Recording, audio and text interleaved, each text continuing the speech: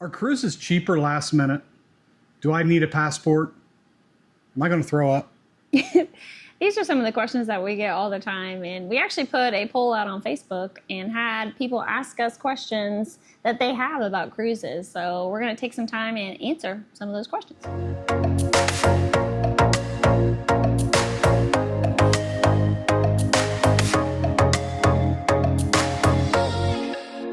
So we're Adam and Mary, and this is Holletts at Sea. And we'd like to be able to share a lot of these tips with you, hacks with you. So if you could give us a big thumbs up and subscribe down below and comment some of your questions, and we'd love to answer them in a future video.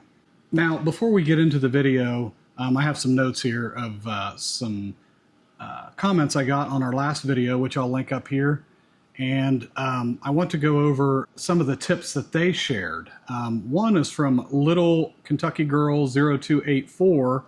She told me about a portable clothes dryer, which I will link one below in the description.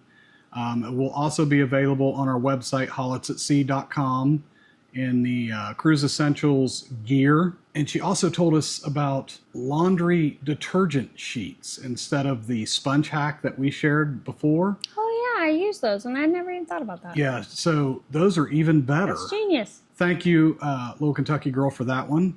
And then I got another from I Love Cruising 2024. We talked about using an old SeaPass card or a gift card in the light socket when you first walk in to turn the power on and to leave it on, to use an old gift card there. She suggested that you can reach out to your room attendant or cabin attendant, and they have dummy cards. So all you have to do is ask them. Your room attendant is the most wonderful resource on the ship. They really are. So be kind. Again, ask those questions. And then one other I got from our friends at Lido Hoppers. I love their videos, and go check out their channel. I'll link it below, and give them a like and subscribe too if you haven't already. They use vacuum bags, and they got one with a portable vacuum that sucks all the air out of it so they can really compact it in their luggage. So I thought that was a good idea too, which we have done. I just didn't think to add it to our video. Yeah. So thank you, Lido Hoppers, for that. Yeah, thanks. So the first question we got is, are last minute cruises cheaper? Well, yes and no. We use a company called vacationstogo.com generally. They have a 90-day ticker, and you can sometimes get a great deal because they have to fill these cruise ships up, and they'll let cabins go pretty cheap. So it's worth looking into, but with that, there's generally no deposit. You have to pay the full fare because you're within 90 days of the sailing dates. Yeah. So that's one way. The other way is in the off season. That's usually what we do is in the off season. Yeah. When kids are in school, generally it's cheaper. It's cheaper. Yeah. When kids are out of school, like spring break or summertime, you're going to pay a lot more for that cruise. Almost twice as much, honestly. Sometimes more. Yeah. That's something to be aware of. But there are those last minute cruise deals. Yeah. And especially if you live close to a port. I mean, how easy is it to hop on a ship last minute? Which we do not have that benefit, but one day we will. One day. Mary's sister is training to become a travel agent. So we're going to work with her, I think, a little bit on some of these things so we can try to bring better deals to you and get any kind of questions answered, or to lead you to somebody who can help with that. Like I said, we currently use Vacations to Go, but I would love to switch over to her. One, to help her out, and two, the deals she gets seem to be about the same price from the research we've done. Sometimes better. Maybe I'll become a travel agent. I don't know. We'll see. Worth a look. Question number 2. Do I need a passport? The best answer is yes. Yeah. But technically no. Yeah. In what's called a closed loop cruise, that's starting in the U.S. and ending in the U.S., same port, you can have a certified copy of your birth certificate and a real ID, and you can sail that way. Now, there are some cons to that. If you miss your ship, or you get stuck on an island, or you get in trouble in any way and you don't have your passport. And there's been stories of people having to stay at an island because they got sick or injured, and so they had to stay and then the ship leaves you have to have your passport. Right. So Otherwise, I'm not sure what the I procedure is. I don't know what happens. You're but probably finding an embassy and spending hundreds to thousands of dollars, several thousand probably, to try to get yourself back home. So it's best just to have a passport. If you have the time and you have the extra money, get the passport. Yeah. They're good for 10 years. But I know with years. traveling with kids, because we've taken all of our kids before, and that can be expensive getting everybody passports, especially when they're at a younger age and they're not going to travel maybe all the time or last that long. It's easy just to take their birth certificates. Right. Question number 3, can you pay overtime? Yes. Yeah. Not on the 90-day, Last minute cruises, things like that. You have to pay full price. The longer you go out, 6 months, a year, 2 years, generally you pay a deposit per person. I'm paying on our next cruise, it was $99 per person deposit. And then you have generally until 90 days before you sail out to make your final payment. The other good thing is when you do it this way, if the price drops, you can call your travel agent and they can generally rebook you at the lower rate. Mm-hmm. But if you pay it all off right away and you still have all that time before it's finally due, you lock in that price and you generally can't get into that lower deal. But it's a better idea, I think, in my opinion. Correct me if I'm wrong, comment below. Book it and pay the deposit, and you can either make slow payments over time or just wait until the day before it's due and pay it all off then. Mm-hmm. I also like to include my gratuities to prepay them most of the time. There is a big debate on to whether to not do gratuities and pay them directly, but we usually do the gratuities so all the people behind the scenes get a little piece, and then we tip our room steward and bartenders and our dining staff a little extra. Yeah. Because they go above and beyond and they are superior. Yeah. It's a superior service. We love them. Treat them right and they will take care of you, I promise. Yeah. Hey, question number 4. How can I prevent seasickness? Well, you have a couple options. Yeah. Because our kids get seasick over... A couple of them do, yeah. Yeah, really easily. Yeah. I like the scopolamine patches you get from your doctor. It's prescription only. And it's a little like Band-Aid circle almost. If you've ever been on a cruise, and you probably have noticed, a lot of probably people have 80% of the people have this little patch on the back of their ear. That's what it's for. And it's non-drowsy, and it knocks away seasickness really quick. They typically last, 3 days? 2 to 3 days, and they generally fall off in the shower or in the pool. Or just peel it off. Or you just peel it off. Yeah. Usually once you get your sea legs about you, you're okay. Most people. There's Dramamine pills you can take. They have non-drowsy, but most of them can make you a little drowsy. Take them about a half an hour to 45 minutes before you get on the ship for the max effect. They also sell over-the-counter patches. My niece swears by them. She says they were the greatest thing, and they were a lot cheaper than the scopolamine. Yeah, you don't have to have a prescription for those. Right. So. And I have those linked below in the description and also on our website, Holletts at Sea. So look into those options. There's also sea bands. Which honestly, I don't think those work It's that well. a pressure point. If they work, please tell me below. Yeah. I just don't see how that works, but I'm probably wrong. Yeah, we don't get seasick, so. Yeah. But our kids do, and the patches have helped. Yeah. I tell the doctor we're going on a 2-week cruise, and they give me enough patches for 2 weeks for one person, and I split that between the kids. Yeah. Because my insurance doesn't like to really cover it. So it's almost $80 out of pocket, which is a little expensive. So I kind of do it that way to cover the 2 and 3 kids that need And when them. the kids were younger, we did half. We did half a patch for them, and it worked. But now that they're all full-grown adult size, they get full patches. So. But again, see your doctor and follow their advice, not ours. Exactly. Question number 5. Should I use a travel agent or book it myself? Well, how adventurous are you? Yeah. And how much headache do you want to deal with? How much research do you want to do? Right. I love doing it. He loves it, yes.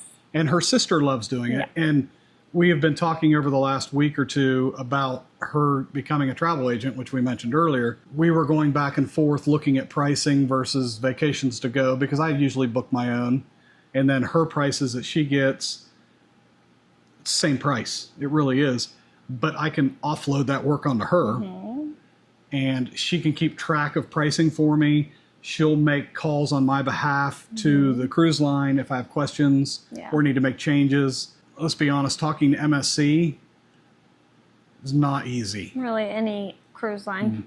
I've had pretty good luck with Royal Caribbean when I've had to call them and make a change because I fat fingered my daughter's last name and missed a letter in it. From what I'm told, if that could be a huge mistake when you go to get on the ship. So I called them and took about half an hour after getting off hold and then walking them through how to spell it correctly, and then I had to send a copy of her birth certificate spelling to make sure it was accurate. Yeah. It was kind of a pain. It's for convenience. And honestly, people think that you have to pay so much money for a travel agent, and you don't. There's generally no cost, at least with her. They do all the work. Now, there are some travel agents that they'll charge you because they do a lot of work, sometimes setting up your hotel, your flights, your cars, and they have, fees associated with that. I've never used one in my life to do that because I've always done it myself. I mean, I use a multitude of sites, multitude of tools.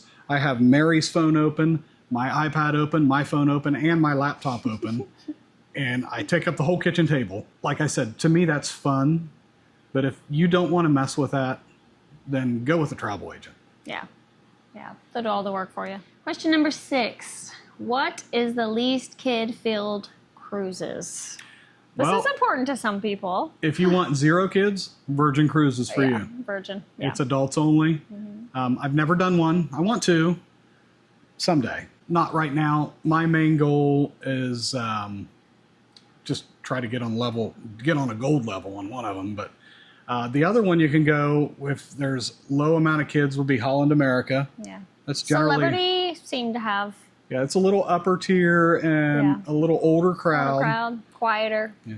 Most ships, if you cruise while kids are in school, there's not many kids. But there's and not during Christmas break and not Thanksgiving break and spring break. Right. So.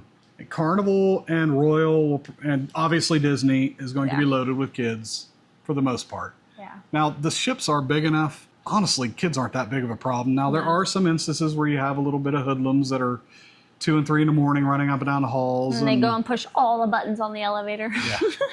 Which can be really annoying at times, but it seems like they're starting to crack down on that a lot more. They're putting curfews in effect. And if you know of any other cruise lines that I'm missing, not of the major cruise lines, I know there's a lot of other ones. For the most part, I think it's just when kids are in school, it's fine.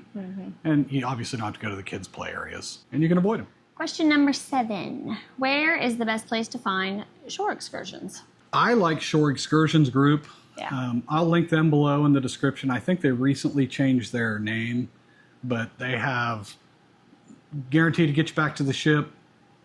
That's what we've always used. I've always used them. Always used them. Never had an issue. Smaller groups, cheaper. Yeah, it's always, and it's not drastically cheaper, but like $10 maybe. But Per person? I mean, per person, that adds up. So. Yeah, sometimes even more. Yeah. I like the smaller groups. They take their time, generally more than the cruise sponsored ones.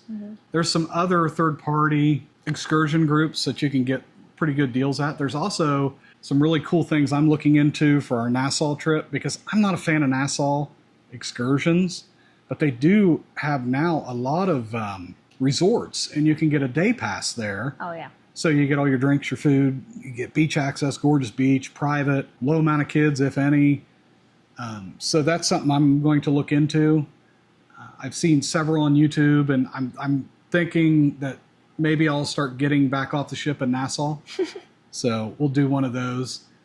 There's also DIY, which you can look online. There's a lot of tour guides. It's their livelihood. They're going to get you back to that ship. I recommend watching look at their reviews, first of all. Yes. Look at all the comments on the specific excursion that you pick, and then watch YouTube experiences about people who have gone on that excursion specifically. That's how I found out a lot of different things, especially our one that we went, the natural slides or whatever it was.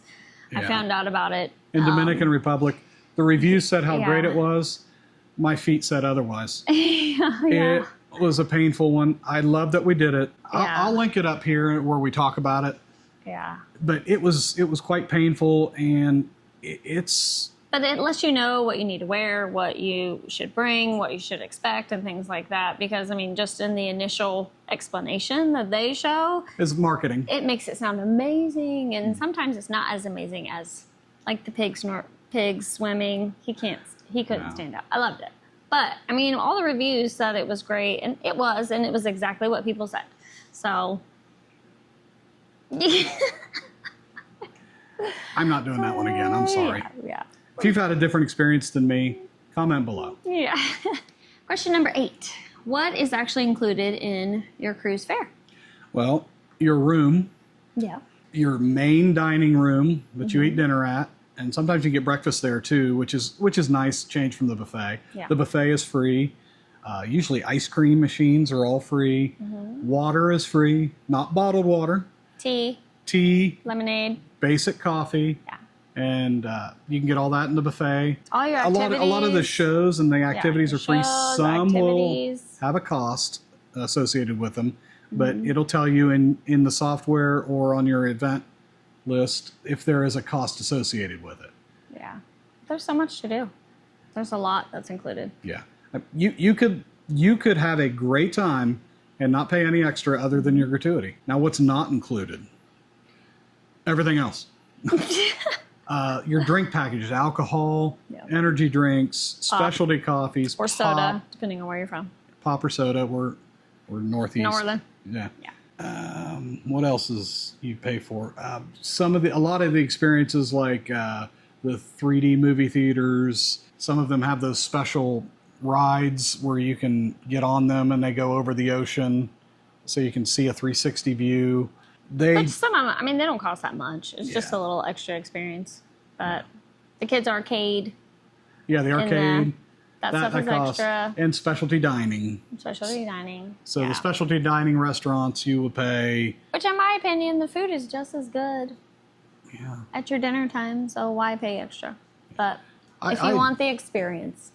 You pay for the experience. And I think the steak in the steakhouse is probably a higher cut above. Yeah. But she doesn't like steak. I love it. So it's not really worth paying the extra $50, $60, $70 for her if she's not going to enjoy it. Yeah. One other thing that costs extra is Wi-Fi on the ship. Oh, yeah. That one can get very expensive. Yeah. You have the option of just using Wi-Fi when you get into port on a lot of the restaurants, or they just have like free Wi-Fi access. And you can also do what's called an eSIM, which I'll put a link below in the description. You can use that. Probably not as good as what you can get through the cruise Wi-Fi. Sometimes it is. I've not really experienced it yet because my phone is still courier locked, but I'm looking forward to trying one, and I can come back to you when I finally get to do that and let you know how that experience goes. So these were some of the main questions that were asked, and hopefully these were helpful. And if you have any questions, please comment, and we'd love to answer. Yeah, and if we like your question, and we didn't answer it in any other previous videos that I could point you to, I would love to feature your question in another video. Yeah. Also, I wanted to thank each and every one of you. I have, in the last couple days, we've been doing this for 2 months, and I have had 112 subscribers. I know that's not a lot, but to me it's huge.